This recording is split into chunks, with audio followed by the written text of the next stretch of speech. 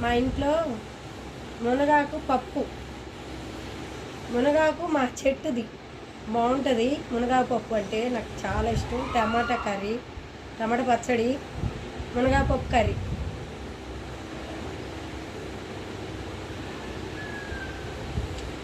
బాగుంది. కర్రీ కూడా సూపర్గా వచ్చింది.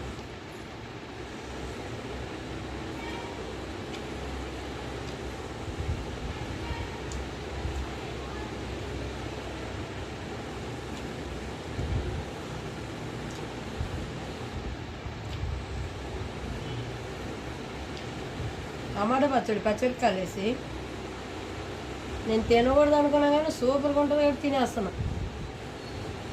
చాలా బాగుంది.